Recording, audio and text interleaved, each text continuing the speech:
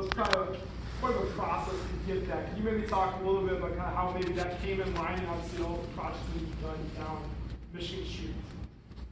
Sure. It's interesting point. I'm sitting here thinking, as I'm looking at all your faces, you have to know that we're crazy, right? We go back to like 2008, 2010, and you think, okay, take everything you've worked for in your whole life and invest it in, the worst state and the worst economy in history, or in at least the last 70 years. And overnight success always takes like 15 or 20 years to actually happen. But it's pretty amazing because we have,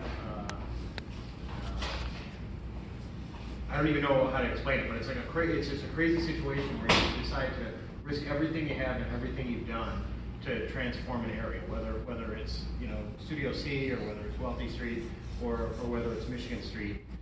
It's really rewarding when you see it come through. I mean, I know how hard you worked to get those cranes in the air, and so before it goes very much further, I think we need to thank these guys for some of the work that they've done in the city, and thanks Sarah and even the city for really making things possible for all of us, because it allows us to do the stuff we do, and allows you guys to do the stuff you do.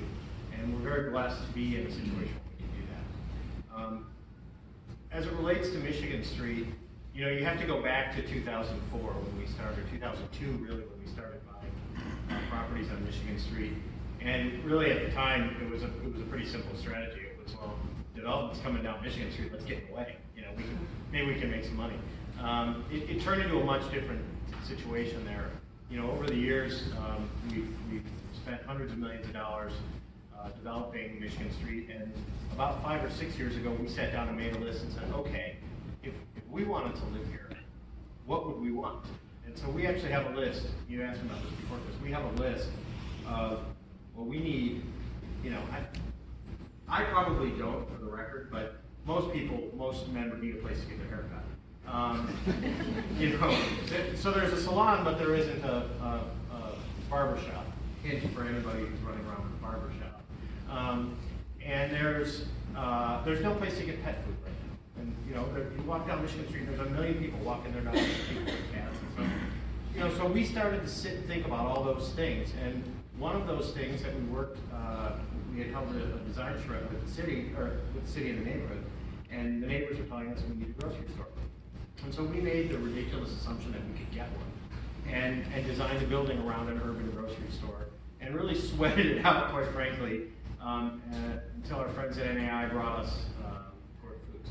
And if you haven't been in that store, it's an amazing store. It's not just frozen wing games. They have amazing stuff in there. They have a deli counter that's second to none.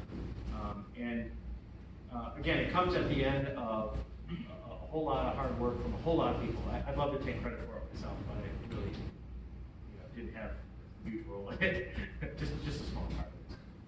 Perfect. And Eric, can you talk a little bit? I know Eric has a handful of buildings down Wealthy Street, just maybe about your tenant mix as well too. I know you can be kind of a little selective on the tenants you want to take. You're big on the synergy aspect and kind of not overpopulating the area with one specific concept.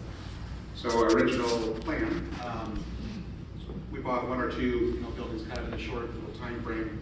We kind of saw like brew pubs and bars and restaurants, but reality is there's already quite a bit of that along the Wealthy corridor, right? From between like Butler Street all the way to down here.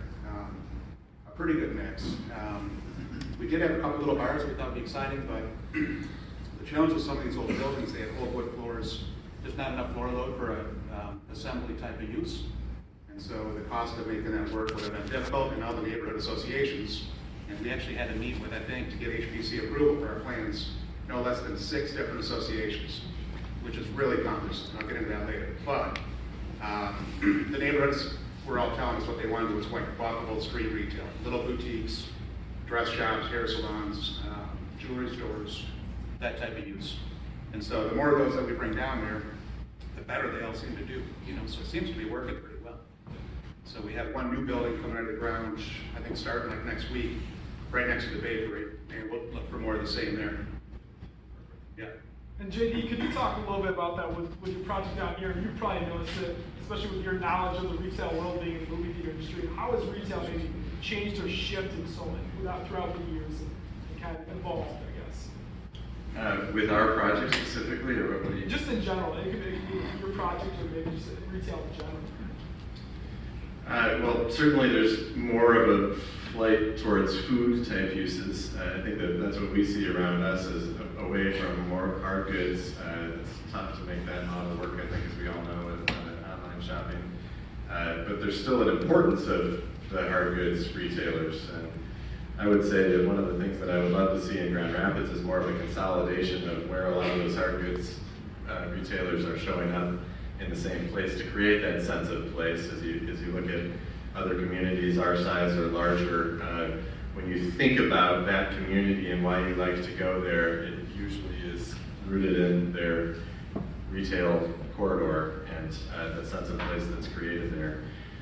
For us, we're right in the heart of the entertainment district, and so everything that we're looking for is in some fashion to support that type of user. So we actually like a lot of food around us. It works really well with people who are coming to park and then go to an event at the arena or a movie. We'll see probably 400,000 or so attendees just at the movie theater alone. And then there's a music venue and those that are coming through for all the other uses there. So it can support a lot of additional business in this area. And so entertainment uses, I think, are kind of nice business to be in right now for us, because as I think the millennials come into the workforce and they're spending their money, as most people in this room I'm sure are well aware, way more interested in spending their money on experiences than on stuff. And that works very well for this sort of use.